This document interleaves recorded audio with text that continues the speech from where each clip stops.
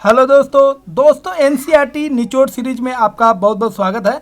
दोस्तों क्लास 7 का 2 चैप्टर हम लोग ऑलरेडी कंप्लीट कर चुके हैं। इस वीडियो में दोस्तों हम लोग जो तीसरा चैप्टर है उसको हम लोग कंप्लीट करेंगे। तो दोस्तों क्लास 7 का जो साइंस है उसका तीसरा चैप्टर है रेशो से वस्त्र तक। तो क्लास 6 में हम लोग रेशो के बारे में ऑलरेडी पढ़ चुके हैं, लेकिन वहाँ पे जो रेशा हम लोग पढ़े थे वो पादप रेशा पढ़े थे जो पौधों से प्राप्त होते हैं। इस चैप्टर में दोस्तों हम लोग पढ़ेंगे ऐसे रेशों के बारे में जो जानवरों से प्राप्त होते हैं। तो चलिए शुरुआत करते हैं और बहुत ही मज़ेदार तरीके से इसको पढ़ते हैं। एकदम आपको 100% समझ में आएगा। बहुत ही इजी वे में हम बनाए हैं और पूरा एनसीईआरटी का वर्ड बाय वर्ड पॉइंट यहाँ पे लिखे हैं। तो चलिए शुरुआत करते हैं। दोस्तों पहला बिंदु है जंतुओं से प्राप्त किए जाने वाला रेशा को क्या कहते हैं। तो जंतु से जो रेशा प्राप्त होते हैं दोस्तों उसको हम लोग जांतु रेशा कहते हैं। ठीक है, उन किन जंतुओं से प्राप्त होता है। तो देखिए जंतु से जो रेशा प्राप्त हो रहा है वो 2 तरह का रेशा होता है। ठीक है, एक ऊन वाला होता है और दूसरा जो होता है उसको हम लोग बोलते हैं रेशम। ऊन और रेशम जो होता है ये जंतुओं से प्राप्त होने वाला रेशा होता है और इसको हम लोग जांतु रेशा बोलेंगे। तो ध्यान रखिएगा जांतु रेशा में 2 एग्जाम्पल हो जाएगा। एक तो एग्जाम्पल हो जाएगा ऊन और दूसरा एग्जाम्पल हो जाएगा रेशम। ठीक है,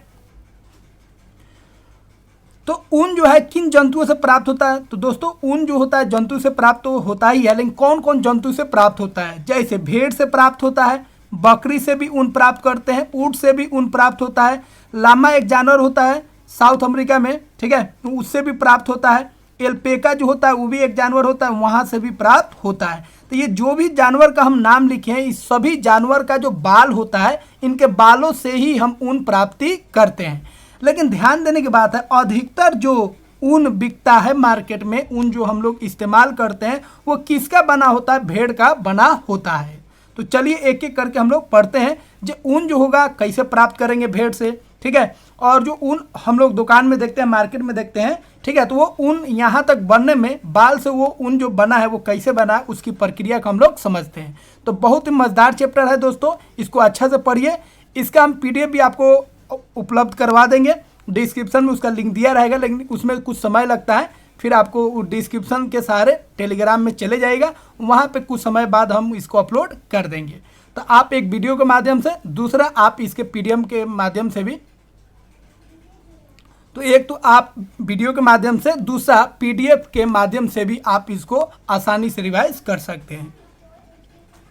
अगला पॉइंट है भेड़ की रोएदार त्वचा पर कितने प्रकार के रेशे होते हैं। तो देखिए भेड़ का जो त्वचा होता है, कोई भी त्वचा क्या होता है, नरम होता है, उस त्वचा पे क्या होता है, बाल होता है। तो भेड़ का जो रोएदार त्वचा है, त्वचा के ऊपर 2 तरह का बाल होता है। हम लोग के शरीर में भी 2 तरह का बाल होता है, एक मुलायम बाल होता है और एक बाल जो होता है कड़ा बाल होता है। जैसे दाढ़ी वाला बाल जो होता है वो अक्सर क्या होता है, कड़ा होता है। उसी तरह भेड़ के बारे में बात करेंगे तो भेड़ का एक हो जाएगा ये वाला जो बाल है, ठीक है, वो बाल, एक बाल हो जाएगा दाढ़ी वाला बाल।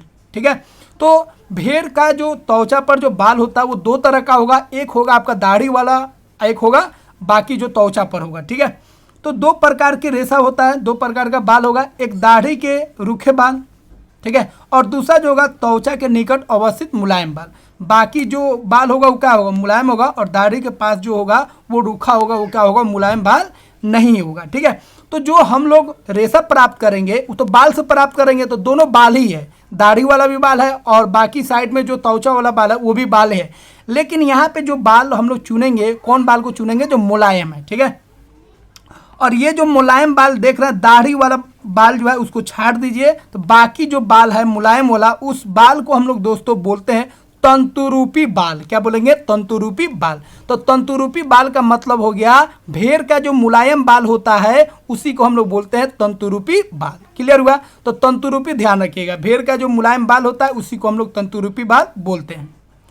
अगला है दोस्तों भेड़ के मुलायम बाल को क्या कहा जाता है। तो यहाँ पे बता चुके हैं तंतुरूपी बाल कहा जाता है। ठीक है, अगला है वर्णनात्मक प्रजनन किसे कहते हैं। ठीक है, ये सही है, यहाँ पे गलत लिखा गया है।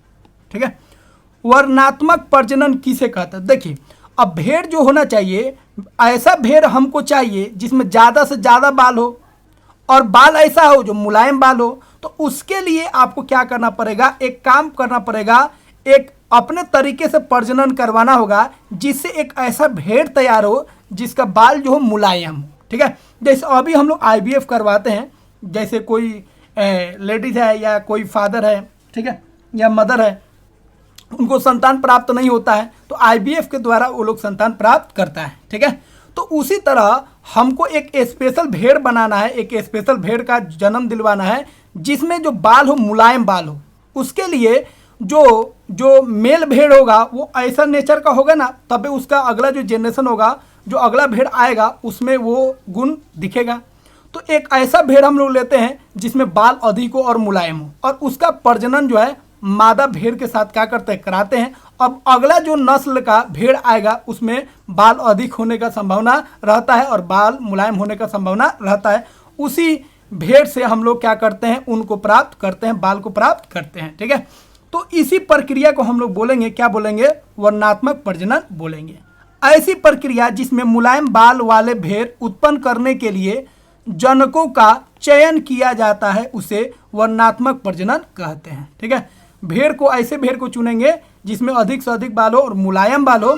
मुलायम बाल होना बहुत अनिवार्य है, और अधिक से अधिक बाल उगेगा तब तो एक भेड़ से हम अधिक से अधिक बाल प्राप्त कर पाएंगे। तो वो जो हम लोग प्रजनन करवा रहे हैं उसी प्रजनन को हम लोग बोलेंगे वर्णात्मक प्रजनन, ठीक है। अगला है कार्तित ऊन बनाने के लिए किस तरह के रेशों का उपयोग किया जाता है। तो दोस्तों कार्तित ऊन जो होता है उसको बनाने के लिए भेड़ का जो मुलायम बाल होता है उसका हम लोग इस्तेमाल करते हैं। तो 3 चीज़ ध्यान रखिएगा। एक तो ध्यान रखिएगा जो तंतुरूपी बाल है उसका मतलब क्या होता है, तो भेड़ का जो मुलायम बाल होगा उसको तंतुरूपी बाल बोलेंगे, और तंतुरूपी जो बाल होता है, मुलायम बाल जो होता है, उससे हम लोग किस तरह का ऊन प्राप्त करते हैं, तो कार्तित ऊन प्राप्त करते हैं, ठीक है। तो मुलायम बाल से जो बनेगा ऊन, उस ऊन को क्या बोलेंगे, कार्तित ऊन बोलेंगे। अगला है बाजार में जो समान रूप से ऊन उपलब्ध होते हैं वो किसके ऊन होते हैं। तो बाजार में जो भी हम लोग ऊन देखते हैं वो अधिकतर किसके ऊन होते हैं, वो भेड़ के ऊन होते हैं, ठीक है। अगला है भेड़ के ऊन किस जगह प्रचलित है। तो भेड़ सबसे अधिक कहाँ पाए जाते हैं, तिब्बत में, लद्दाख में पाए जाते हैं, ठीक है। इसीलिए भेड़ के जो ऊन होते हैं ज़्यादा प्रचलित कहाँ है, तिब्बत में और लद्दाख में। लेकिन सब जगह व्यवसाय होता है इसका और हर एक जगह ये आपको मिल जाएगा, लेकिन उसका जो पालन पोषण है बहुत सारे राज्यों में होता है भारत के, और ये अधिकतर कहाँ पे मिलेगा, तिब्बत और लद्दाख में। अगला है अंगोरा ऊन किस नस्ल की बकरियों से प्राप्त होता है। तो अंगोरा ऊन जो होता है दोस्तों वह एक बकरी होता है, अंगोरा बकरी, इसके बाल से हम लोग अंगोरा ऊन प्राप्त करते हैं, ठीक है। तो अंगोरा नस्ल की बकरियों से प्राप्त किया जाता है जो जम्मू और कश्मीर के पहाड़ी क्षेत्रों में पाया जाता है। तो अंगोरा ऊन जो है अंगोरा बकरी से प्राप्त होगा, और अंगोरा बकरी जो होता है उसका जो पालन होता है, पोषण होता है, वो कहाँ होता है, जम्मू और कश्मीर के पहाड़ी क्षेत्रों में, ठीक है। तो ये भी बकरी है लेकिन ये खास तरह का बकरी होता है जिसको हम लोग अंगोरा बकरी बोलेंगे। कहाँ पाया जाएगा, जम्मू और कश्मीर में, ठीक है।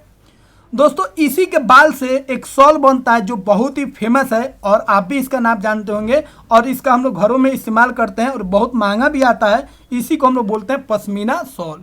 तो अंगोरा बकरी के बाल से, ऊन से जो शॉल बनता है उसी शॉल को हम लोग क्या बोलते हैं, पश्मीना शॉल बोलते हैं। तो पश्मीना शॉल किससे बनता है, तो जो अंगोरा बकरी है उसके बाल से, उसके ऊन से बनता है। तो बाल और ऊन सेम चीज हो गया, क्या कि बाल से ही हम लोग क्या बनाते हैं, ऊन बनाते हैं। अगला है दोस्तों लामा और एल्पेका जैसे जानवर कहाँ पाए जाते हैं। तो देखिए लामा और एल्पेका दोस्तों याद रखेंगे, ये ऑप्शन में आपको फंसा सकता है। इससे भी हम लोग ऊन प्राप्त करते हैं, मतलब इसके बाल से भी ऊन बनता है। और ये कहाँ पाया जाता है, तो दक्षिण अमेरिका में ये पाए जाते हैं, एल्पेका और लामा। ये 2 जानवर हैं जिनका घेर देख लीजिए लंबा होता है, और इनके शरीर पर भी बहुत मोटा मोटा बाल पाया जाता है, जिसका इस्तेमाल हम लोग ऊन के निर्माण में करते हैं। अब दोस्तों अब हम लोग यहाँ पे विस्तार से पढ़ेंगे भेड़ के बारे में, जो भेड़ का पालन कैसे होता है, भेड़ का प्रजनन कैसे हम लोग करवाते हैं ताकि मुलायम बाल अधिक से अधिक मिल सके, और उस मुलायम बाल से हम लोग कैसे ऊन की प्राप्ति करते हैं, कैसे ऊन बनाते हैं, इसको पढ़ेंगे। और दूसरा हम लोग रेशम कीट से जो रेशम प्राप्त करते हैं उसको हम लोग कैसे निर्माण करते हैं, कैसे बनाते हैं, उसके बारे में हम लोग पढ़ेंगे। तो दोनों को विस्तार से पढ़ेंगे और एक एक चीज़ को हम लोग ध्यान से समझेंगे। दोस्तों जब भी क्वेश्चन बनाया जाता है तो क्वेश्चन जब हम बनाएंगे MCQ 7 का 8 का, तो देखिएगा बहुत ही शानदार आपको मिलेगा, और अभी का जो फॉर्मेट है उस बेसिस पे हम क्वेश्चन बनाएंगे, ठीक है। अब पहले वाला दोस्तों अब जमाना जा रहा है, एक लाइन का क्वेश्चन और एक वर्ड का ऑप्शन, वो वाला जमाना अब गया। अब उस तरह का क्वेश्चन बहुत ही कम एग्जाम में आएगा और धीरे धीरे वो भी समाप्त हो जाएगा। इसीलिए आपको एक कॉन्सेप्चुअल चीज़ को पढ़ना होगा और कॉन्सेप्चुअल चीज़ को पढ़ने के लिए आपको एनसीईआरटी जरूर पढ़ना पड़ेगा। एनसीईआरटी पढ़ लीजिएगा, पूरा आपका बेस हो जाएगा और हर एक एग्जाम में कोई भी क्वेश्चन पूछेगा उसको समझने के लिए और उसका आंसर देने के लिए आपके पास उतना स्किल डेवलप हो चुका रहेगा। ठीक है, तो अब वो रटने वाला जमाना जो है धीरे धीरे समाप्त हो रहा है। आप देख लीजिए सीटेट देख लीजिए, बीपीएससी देख लीजिए, यूपीपीसीएस देख लीजिए, जितना भी एग्जाम है सब में अब परिवर्तन आ रहा है। सीटेट का भी लेवल आप देख लीजिए, 2 साल पहले क्या था अब क्या है। बीपीएससी का पहले का लेवल देख लीजिए और अब का लेवल देख लीजिए, आपको बात समझ में आ जाएगा। तो अब बोला अब दरोगा से लेकर सब चीज़ में ये बदलाव होने वाला है। ठीक है, अब चाहिएगा जी एक बुक ले ले और रट ले और लिख दे, तो अब वो संभव नहीं है, अब आपको पढ़ना ही पड़ेगा। ठीक है,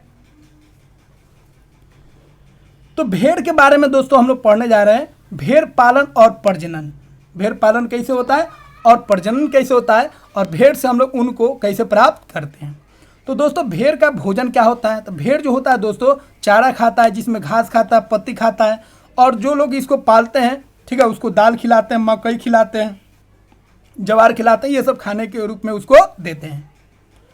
अगला है दोस्तों भेड़ की कुछ नस्लों के शरीर पर बालों की घनी परत होती है, कुछ नस्ल में, सब नस्ल में ये नहीं होता है, जिसकी बड़ी मात्रा में अच्छी गुणवत्ता की ऊन प्राप्त होती है। अब बाल अधिक होता है और मुलायम बाल होता है, उससे ऊन अधिक प्राप्त होगा। यह किस प्रक्रिया द्वारा तैयार किया जाता है, तो अभी आपको बता चुके हैं, उस प्रक्रिया को हम लोग क्या बोलेंगे, वर्णात्मक प्रजनन प्रक्रिया बोलेंगे। इस प्रक्रिया में हम लोग एक खास तरह का भेड़ तैयार करते हैं, एक खास तरह का भेड़ का जन्म करवाते हैं। ठीक है, जिसके शरीर पर बहुत ही घना बाल होता है और बहुत ही मुलायम होता है। अगला है रेशम को ऊन में संशोधित करने की प्रक्रिया कितने चरणों में होती है। अब रेशम को ऊन में, ठीक है,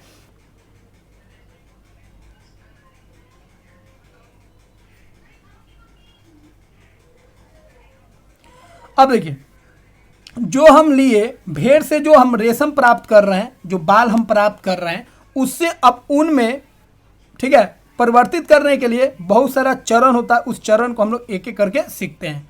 पहला होता है, देखिए भेड़ में तो बाल है, तो सबसे पहले जरूरी आपके पास भेड़ होना चाहिए और वैसा भेड़ होना चाहिए जो वर्णात्मक प्रजनन द्वारा तैयार किया गया है। तो वो वर्णात्मक प्रजनन द्वारा भेड़ आपका तैयार हो गया, उसमें बहुत सारा बाल होगा। तो पहला काम क्या करना है, उसके बाल को क्या करना है, काटना है। उसके बाल को क्या करना है, काटना है। ठीक है, उसके बाल को पूरा काट देना है, जैसे इस तरह, जैसे हम लोग का बाल साफ होता है उसी तरह ठीक है इन लोग का भी बाल साफ कर दिया जाता है। और इनको इससे कोई दिक्कत नहीं होता है, क्योंकि बाल जितना अधिक होगा इनके शरीर पर उतना ही इनको गर्मी होता है, बेचैनी होता है।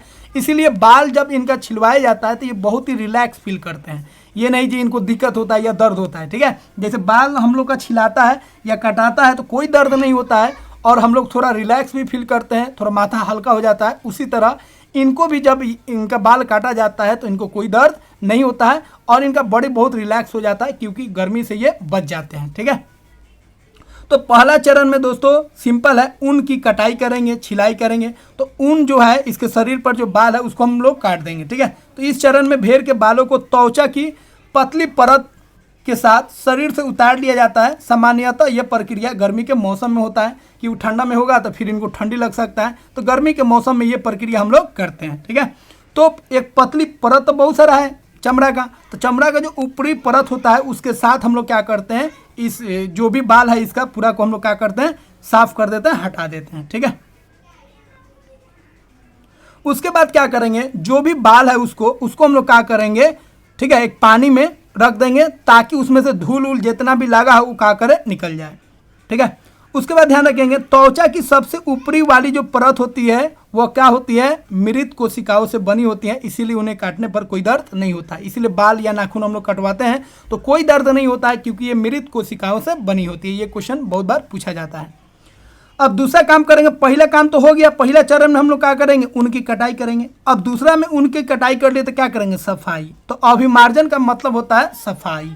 अब उसमें धूल धक्कड़ लगा होगा ना, उसमें बहुत सारा गंदगी लगा होगा, अब उसको साफ करेंगे, पानी में रखेंगे। ठीक है, उसको थोड़ा गर्म करेंगे, उसको थोड़ा नचाएंगे तो पूरा धूल धक्कड़ उसमें क्या होगा, नीचे चल जाएगा।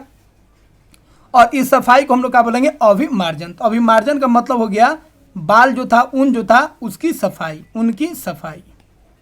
ठीक है, तो उनको हम क्या किए, साफ कर दिया।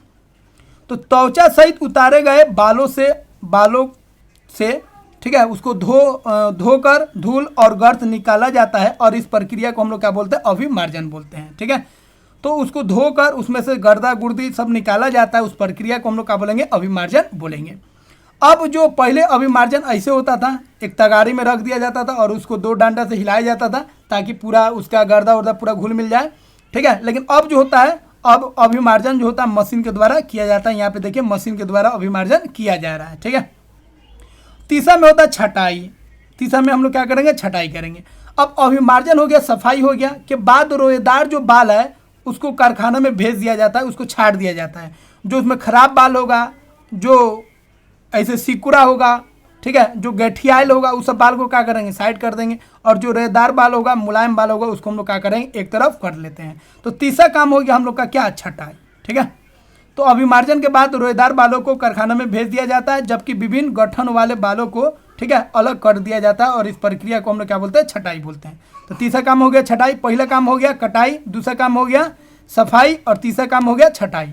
चौथा काम है सुखाई। अब छाट लिए हैं, अब उसको क्या करेंगे? सुखाएंगे। तो सूखी बालों में छोटे छोटे कोमल व फूले हुए रेशों को छाट लिया जाता है, ठीक है, जिन्हें बड़ हम लोग बोलते हैं। इसके पश्चात रेशों को फिर से अभिमार्जन करके उन्हें सुखा लिया जाता है, ठीक है। तो उसमें जो भी बोले गैठल उठल था, ठीक है, मुड़ाया उड़ा था, उस सबको तो हटा लिए, छटाई कर लिए। उसके बाद क्या करेंगे? इसको फिर से क्या करेंगे? इसको साफ करेंगे, ठीक है। ये जो प्रक्रिया किए थे, इस प्रक्रिया को फिर दोबारा करेंगे और फिर उसको क्या करेंगे? फिर उसको क्या करेंगे? सुखा लेंगे। तो चौथा काम हम लोग करेंगे सुखाई। चौथा काम क्या करेंगे? सुखाई। उसके बाद पांचवा काम क्या करेंगे? जब सूख जाएगा रेशा, जब सूख जाएगा, अब उसको क्या करेंगे? रंगेंगे। क्योंकि भेड़ से जो प्राप्त होता है ऊन, वो सफ़ेद होगा, काला होगा, भूरा होगा। लेकिन जब ऊन देखिएगा तो ऊन का बहुत सारा कलर होता है, जिस कलर में चाहिएगा उस कलर में ऊन आपको मिल जाएगा। तो जो भी रेशा हम लोग प्राप्त किए हैं उसको हम लोग क्या करेंगे? रंगेंगे, अलग अलग रंग देंगे और इसी को हम लोग क्या बोलेंगे? रंगाई। अब रंगाई हो गया। अब रंगाई के बाद क्या करेंगे? उसको हम लोग लपेटना शुरू करेंगे। धागा को अलग अलग तरीके से क्या करेंगे? लपेटेंगे, ठीक है। क्या करेंगे? लपेटेंगे। तो उसके बाद अगला जो प्रक्रिया हो गया उसको बोलेंगे सुलझाई। तो रेशों को सीधा करके सुलझाया जाता है और फिर लपेट कर उसे धागा बनाया जाता है। और लंबे रेशों को काट कर क्या बनाया जाता है? स्वेटर बनाया जाता है। लंबे रेशों को काट कर, ठीक है, स्वेटर बनाया जाता है। और ऊन के रूप में छोटे रेशों को काट कर उन्हें क्या बनाया जाता है? वस्त्र बनाया जाता है। यहाँ पे काट कर मतलब काट कर नहीं है, काट कर मतलब उसको लपेटना होता है, ठीक है। तो जो लंबा रेशा होगा उससे हम लोग स्वेटर बनाएंगे, जो छोटा रेशा होगा उससे हम लोग क्या बनाते हैं?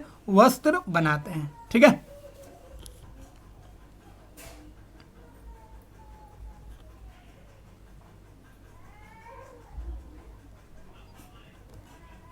अब हम लोग भेड़ के बारे में जान गए, किस तरह काम हो रहा है, ठीक है। यहाँ पे देखिए, यहाँ पे क्या हो रहा है? कटाई हो रहा है। दूसरा में क्या हो रहा है? सफाई हो रहा है। तीसरा में क्या हो रहा है? छटाई हो रहा है। चौथा में क्या हो रहा है? फिर उसको सुखाया जा रहा है। पांचवा में क्या हो रहा है? रंगाई हो रहा है। और उसके बाद रंगाई से क्या हो रहा है? इससे ऊन बन रहा है, ठीक है। और इस तरह ऊन तैयार हो गया, ठीक है। तो पहला हो गया, याद रखिएगा, कटाई। दूसरा हो गया सफाई, ठीक है। तीसरा हो गया छटाई। चौथा हो गया सुखाई। याद रखिएगा, ये पैटर्न पे क्वेश्चन आता है, सीटेट में तो बार बार आता है। डाइंग, उसके बाद क्या होगा? रंगाई। रंगाई के बाद क्या होगा? इसको लपेटा जाएगा, मतलब बुनाई। उनको बुना जाएगा और इस तरह ऊन तैयार हो जाएगा, ठीक है। अब दोस्तों ऊन के बारे में हम लोग जान गए। अब हम लोग जानेंगे रेशम के बारे में। रेशम कहाँ से प्राप्त होता है और रेशम की प्रक्रिया किस तरह होता है, जो हम लोग रेशम के रूप में देखते हैं वो कहाँ से प्राप्त होता है। तो देखिए, रेशम के लिए सबसे पहले समझिए, एक कीट होता है, एक कीड़ा होता है जिसको हम लोग बोलते हैं रेशम का कीड़ा, या उसी को हम लोग बोलते हैं रेशम कीट। इसी से प्राप्त होता है, क्या प्राप्त होता है? रेशम, ठीक है। तो पहला रेशम प्राप्त करने के लिए एक तो चाहिए रेशम का कीट, दूसरा चाहिए इसका चारा। इसका चारा को हम लोग बोलते हैं शहतूत। शहतूत का पत्ता, शहतूत का पत्ता, ठीक है। ये दो चीज मिलेगा, रेशम का कीट और शहतूत का पत्ता। ये जितना भी पत्ता आप देख रहे हैं यहाँ पे, ये सब शहतूत का पत्ता है। उसका एक और फिगर हम आपको बता देते हैं। ये जितना भी तूत आप खाए हैं ना, तूत, यही है तूत। और इसका जो पत्ता होता है इसी को बोलते हैं पत्ता, तूत का पत्ता। इसी को हम लोग हिंदी में बोलते हैं शहतूत। शहतूत हम लोग नहीं बोलते, हम लोग क्या बोलते हैं? तूत बोलते हैं, लेकिन बुक में शहतूत लिखा रहता है, ठीक है। तो तूत आप खाए होंगे, आपको याद होगा, काला होता है, लाल होता है, और इसका जो पत्ता होता है उसी को हम लोग बोलते हैं तूत का पत्ता। तो गाँव इस समय आप रहे होंगे, ठीक है, तो अब तूत के बारे में आप जरूर जानते होंगे। तो तूत के बारे में जानते हैं तो कमेंट बॉक्स में लिखिए जहाँ तूत के बारे में हम जानते हैं, और नहीं जानते हैं तो लिख दीजिए जी सर हम नहीं जानते हैं, ठीक है। तो यही हो गया तूत का पत्ता हो गया, ठीक है, और ये हो गया तूत का वृक्ष हो गया, ठीक है। इसी पे तूत फलता है जिसको हम लोग सहतूत बोलेंगे। तो रेशम पाने के लिए दो चीज़ का होना अनिवार्य है, एक तो रेशम का कीट और दूसरा सहतूत का पत्ता। अब क्या किया जाता है पहले समझ लीजिए, तब आपको कहानी बताएंगे तो समझ में आएगा। तो अब क्या किया जाता है, जे रेशम को छोड़ दिया जाता है सहतूत के पत्ता पर, और खूब सारा आपको क्या करना है, रेशम का कीट पत्ता में छोड़ देना है, खूब पत्ता दे देना है। ये सब क्या करेगा, खूब पत्ता खाएगा, खूब पत्ता खाएगा, 20 दिन 25 दिन खूब पत्ता खाएगा, उसके बाद पत्ता खाना बंद कर देगा। पत्ता खाना क्या करेगा, बंद कर देगा। उसके बाद ये क्या करेगा, मुंह से इसका एक एंजाइम की तरह निकलेगा, ठीक है, एक रस की तरह निकलेगा, वो होता है प्रोटीन। क्या होता है, प्रोटीन। तो प्रोटीन का पतला पतला पतला पतला, ठीक है, वो रस निकलेगा इसके मुंह से, और उसमें क्या होगा, ये जो रेशम कीटवा है वो लपटाना शुरू करेगा। क्या करना शुरू करेगा, लपटाना उसमें शुरू करेगा, और पूरा जितना उसमें से मुंह में से उसका प्रोटीन पतला पतला निकलेगा, सब में ये क्या करेगा, सौनाते जाएगा, और पूरा अपने आप को क्या करेगा, ढक लेगा, इस तरह एकदम ढक जाएगा।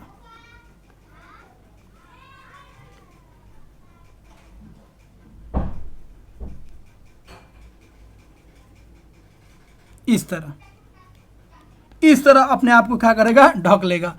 पूरा एक प्रोटीन का जो पतला पतला पतला पतला जो मुंह से निकाल रहा है उसमें लपटाते लपटाते लपटाते लपटाते इतना लपेट लेगा अपने आप को जो दिखेगा ही नहीं, इसके ऊपर से पूरा प्रोटीन का एक धागा की तरह बना लेगा। और यही जो प्रोटीन का ऊपर वाला जो धागा देखते हैं, यही जब सूखेगा तो इसी से रेशा बनता है, ठीक है। तो एकदम आप सिंपल में ध्यान रखिएगा, पूरा काम आपका हो जाएगा, ठीक है। तो सबसे पहले क्या होता है, ठीक है, जो मादा रेशम है कीट, वो क्या देगा, अंडा देगा। अंडा से बच्चा निकलेगा जिसको हम लोग क्या बोलेंगे, कीट बोलेंगे, रेशम कीट, या उसी को हम लोग क्या बोलते हैं, उसी को 3 नाम बोलते हैं। एक उसको बोलते हैं हम लोग लार्वा, या उसी को बोलते हैं कैटरपिलर, या उसी को बोलेंगे रेशम कीट, ठीक है। तो रेशम कीट बोलिए तब, या उसी को हम लोग क्या बोलेंगे, लार्वा, ठीक है, या उसी को हम लोग बोलेंगे कैटरपिलर, ठीक है।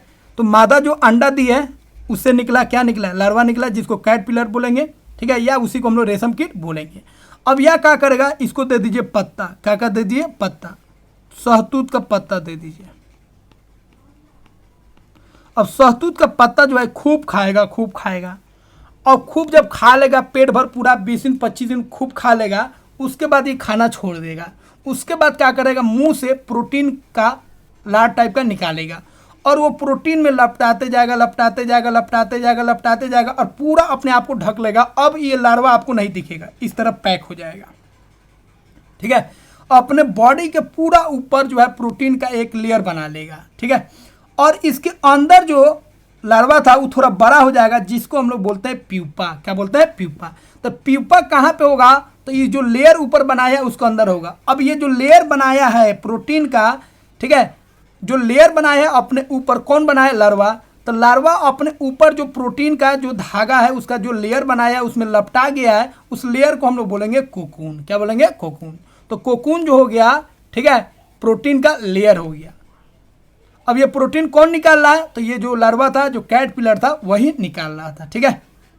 अब इस कोकून के अंदर जो लार्वा था, जो छोटका था, वो अब बड़ा हो गया, जिसको हम लोग क्या बोलेंगे, प्यूपा। क्या बोलेंगे, प्यूपा। तो कोकून के अंदर जो लार्वा बड़ा हो जाता है उस लार्वा को हम लोग क्या बोलते हैं, प्यूपा बोलते हैं। तो कैटरपिलर बड़ा हो जाएगा तो उसको क्या बोलेंगे, प्यूपा बोलेंगे। तो प्यूपा किसके अंदर रहेगा, तो कोकून के अंदर रहेगा। कोकून से पहले कौन रहेगा, तो कीट रहेगा, जिसको हम लोग कैटरपिलर या लार्वा बोलेंगे, ठीक है। उसके बाद क्या होगा, उसके बाद प्यूपा जब बड़ा होगा, विकसित करेगा, तो ये क्या करेगा, ये जो कोकून इसके ऊपर जो बाहरी लेयर था इसको तोड़ के ये बाहर निकल जाएगा, जिसको हम लोग बोलेंगे मौत। क्या बोलेंगे, मौत। तो ये तोड़ के क्या करेगा, बाहर निकल जाएगा, जैसे आपको दिखा रहे हैं यहाँ पे, देखिए यहाँ पे तोड़ के बाहर निकल गया, ठीक है। तो ये आपका क्या था, कोकून, कोकून से तोड़कर बाहर निकल जाएगा, ठीक है। तो इसको हम लोग बोलेंगे, इसको हम लोग क्या बोलेंगे, मौत बोलेंगे। क्या बोलेंगे, मौत। तो ये हो गया मौत, ठीक है। तो इसको अगर छोड़ दीजिएगा प्राकृतिक रूप से होगा तो फिर मौत से क्या करेंगे, फिर हम लोग जन्म प्रजनन करवाएंगे, फिर अंडा आएगा, फिर इस तरह प्रक्रिया चलते रहेगा। लेकिन हमको अगर ऊन प्राप्त करना है तो इसको हम लोग क्या करेंगे, गर्म पानी में डाल देते हैं। इस प्यूपा को, मतलब इस कोकून को क्या करते हैं, गर्म पानी में डाल देते हैं। तो जैसे ही गर्म पानी में डालेंगे तो क्या होगा, प्यूपा मर जाएगा और ऊपर का लेयर क्या होगा, छूट जाएगा। और इस तरह हम लोग ऊपर का लेयर हटा लेते हैं और ऊपर का लेयर क्या होता है, रेशा होता है, प्रोटीन से बना होता है। इस तरह मौत आएगा ही नहीं, जो मौत है ये वाला आएगा ही नहीं, क्योंकि पहले ही हम लोग उसको निकाल लिए। ठीक है, तो अगर प्राकृतिक रूप से जा रहा है तो ये चक्र तो घूमेगा ही। ठीक है, लेकिन अप्राकृतिक रूप से जा रहा है, अगर हम लोग रेशम प्राप्त करते हैं तो रेशम प्राप्त करते हैं तो कोकून को पानी में डालेंगे। तो जैसे ही पानी में डालेंगे, गर्म पानी में डालेंगे, तो कोकून के अंदर जो प्यूपा है वो क्या होगा, मर जाएगा। ठीक है, तो इस तरह हम लोग प्राप्त करते हैं। तो अब एक एक करके हम लोग समझते हैं। ठीक है, तो रेशम कहाँ से प्राप्त होता है, तो रेशम जो होता है रेशम के कीटों से प्राप्त होते हैं, ये कीट बता दिए हैं। अगला है रेशम के कीटों का पालन क्या कहलाता है, तो रेशम का जो कीटों का पालन हम लोग करते हैं उसको हम लोग सेरीकल्चर बोलते हैं, और हिंदी में उसको बोलेंगे रेशम कीट पालन। अगला है लार्वा या कैटरपिलर या रेशम कीट किसे कहते हैं, तो मादा रेशम जो अंडा देती है उससे जो बच्चा निकलता है उसी हम लोग क्या बोलते हैं, लार्वा बोलते हैं, या इसी को हम लोग कैटरपिलर बोलते हैं। तो ये मादा, ठीक है, रेशम कीट है, ये बहुत सारा अंडा दे रहे हैं, इस अंडा से ये जो बच्चा निकल रहा है इसी को हम लोग क्या बोलेंगे, रेशम कीट बोलेंगे, या इसी को लार्वा या कैटरपिलर बोलते हैं। अब निश्चित है इसका आकार धीरे धीरे बढ़ेगा। ठीक है, अगला है प्यूपा किसे कहते हैं, प्यूपा या कोशित किसे बोलते हैं, तो कोकून के अंदर, ठीक है, लार्वा का जो परिपक्व रूप है, जो विकसित रूप है, उसी को हम लोग क्या बोलेंगे, प्यूपा बोलेंगे। तो जब लार्वा आकार में वृद्धि करके जीवन चक्र की अगली अवस्था में प्रवेश कर जाता है, पहुंच जाता है, तो उसे हम लोग क्या बोलेंगे, प्यूपा बोलेंगे। अब ये प्यूपा कहाँ पाया जाएगा, तो कोकून में पाया जाएगा, याद रखिएगा कोकून। ठीक है, कोकून क्या है, बार बार सुन लीजिए, कोकून क्या है, कोकून कुछ नहीं है, कोकून जो है, ठीक है, लार्वा के ऊपर जो प्रोटीन का लेयर बनाया है उसी लेयर को हम लोग क्या बोलेंगे, कोकून बोलेंगे। ठीक है, अगला है रेशम कीट का जीवन चक्र के बारे में बताइए। तो देखिए, समानता कीट के जीवन में 4 अवस्थाएं आती हैं। ठीक है, रेशम का जो कीट आता है उसका 4 अवस्था आता है। कौन कौन आता है, पहली अवस्था में क्या होता है, मादा रेशम जो है कीट जो है, मादा रेशम कीट जो है अंडा देती है, अंडा दे दी, पहला अवस्था हो गया। इसमें से क्या निकलेगा, लार्वा निकलेगा, लार्वा निकल गया। ठीक है, उसके बाद वो क्या करेगा, पत्ता खाएगा, क्या खाएगा, पत्ता खाएगा, और पत्ता खा के क्या होगा, बड़ा हो जाएगा। ठीक है, तो पहली अवस्था में मादा जो कीट है, ठीक है, रेशम कीट, वो क्या देगा, अंडा देगा, अंडा से बच्चा निकलेगा, उसको हम लोग क्या बोलेंगे, लार्वा बोलेंगे, जिसको हम लोग क्या बोलेंगे, कैटरपिलर बोलेंगे, या उसी को रेशम कीट बोलेंगे। ठीक है, उसके बाद वो क्या करेगा, पत्ता उता खाएगा, पत्ता उता खा के थोड़ा बड़ा हो जाएगा। ठीक है, उसके बाद दूसरी अवस्था में क्या होगा, लार्वा पतले तार के रूप में प्रोटीन से बना एक पदार्थ निकलेगा। जब पत्ता उता खाना बंद कर देगा तो उसके बाद क्या करेगा, ठीक है, पतले तार की तरह प्रोटीन निकालेगा। पतले तार की तरह क्या निकालेगा, प्रोटीन, मतलब धागे की तरह प्रोटीन को निकालेगा। ठीक है, तो अपने मुख से यह पतले तार के रूप में, पतले धागे की तरह क्या निकालेगा, प्रोटीन निकलेगा, और यही प्रोटीन सूख कर रेशा बन जाता है। यही प्रोटीन जब सूख जाएगा तो क्या बनेगा, रेशा बन जाएगा। तीसरा अवस्था में क्या होगा, लार्वा इन रेशों से अपने आप को पूरी तरह ढक लेगा। जो रेशा निकालना है प्रोटीन का मुख से, पूरा अपने आप को क्या करेगा, ढक लेगा, अब लौकेगा ही नहीं, दिखाई ही नहीं देगा। तो यही जो प्रोटीन का जो रेशा पूरा अपने आप को घेर लिया, इसी को हम लोग क्या बोलेंगे, कोकून। तो कोकून का मतलब हो गया प्रोटीन का रेशा, प्रोटीन का रेशा, जिससे रेशम कीट अपने आप को क्या किया, ढक लिया है। ठीक है, और अंदर अंदर ही क्या होगा, ये बढ़ते रहेगा, और यही आवरण को हम लोग क्या बोलते हैं, कोकून बोलते हैं। क्या बोलते हैं, कोकून। यही आवरण जो ऊपर का लेयर हो गया, ये हम लोग क्या बोलेंगे, कोकून बोलेंगे। तो कोकून प्रोटीन के तार का एक लेयर हो गया, कौन बनाता है, रेशम कीट, और इसके अंदर वो अपने आप को क्या करता है, ढक लेता है। अब इसके अंदर जो लार्वा था अब वो थोड़ा बड़ा हो जाएगा, और उसको हम लोग क्या बोलेंगे, प्यूपा बोलेंगे। क्या बोलेंगे, प्यूपा। तो प्यूपा कहाँ बनता है, याद रखेंगे, कोकून में बनता है। चौथी अवस्था में क्या होगा, लार्वा के आगे का विकास कोकून के भीतर होता है। आप कोकून बना लिया, एक लेयर बना लिया, उसी के अंदर होगा। फिर यह पूर्ण विकसित होने के पश्चात जब पूरा बड़ा हो जाएगा, ठीक है, तो कोकून को क्या करता है, तोड़ के क्या करेगा, बाहर निकल जाएगा। तो ये नेचुरल प्राकृतिक हो गया ये। ठीक है, लेकिन हम जब प्राप्त करेंगे तो इसको हम लोग गर्म पानी में रखते हैं। कोकून किसे कहते हैं, तो आपको बता दिए, रेशम के लार्वा पतले तार के रूप में, ठीक है, रूप से बना एक पदार्थ सर्वाहित करता है और जल्दी जल्दी स्वयं को इससे पूरी तरह अपने आप को क्या करता है, ढक लेता है, और इस आवरण को क्या बोलते हैं, कोकून बोलते हैं। ऊपर आपको समझा दिए। अगला है रेशम का धागा किससे प्राप्त किया जाता है, तो बता दिए रेशम के कीट से प्राप्त करते हैं, और रेशम के कीट क्या बनाता है, कोकून बनाता है। अगला है रेशम कितने प्रकार के होते हैं, तो रेशम बहुत प्रकार के होते हैं। ठीक है, रेशम अनेक किस्म के होते हैं, अनेक प्रकार के होते हैं, जो एक दूसरे को देखने में बहुत भिन्नता होता है। कुछ मुलायम होते हैं, ठीक है, कुछ मुलायम नहीं होते हैं, तो अलग अलग उसमें गुण होता है। ठीक है, चिकनाहट किसी में ज़्यादा होगा, किसी में कम होगा, चमक आदि के रूप में आप उसमें परिवर्तन देख सकते हैं। ठीक है, तो कौन कौन सा रेशम होता है, एक मूंगा रेशम होता है, एक टसर रेशम होता है, ठीक है, एक कोसा रेशम होता है, एक शहतूत रेशम होता है। तो हम लोग जो पढ़े हैं, कौन रेशम पढ़े हैं, शहतूत रेशम। यही शहतूत का गाछ हो गया, जिसको हम लोग अपने भाषा में तूत बोलते हैं। और तूत के पत्ता पे ये जो लार्वा है, कैटरपिलर है, क्या करता है, रहता है, खाता है। तो एक तो आप इसको पौधा पर छोड़ दीजिएगा तो ये अपने आप जो है कोकून वोकून बनाएगा, यहाँ से भी आप प्राप्त कर सकते हैं, लेकिन इसका संख्या क्या होगा, कम होगा। लेकिन इसका जब पालन कीजिएगा, ठीक है, तो उससे क्या होगा, आपको अधिक से अधिक ऊन प्राप्त होगा।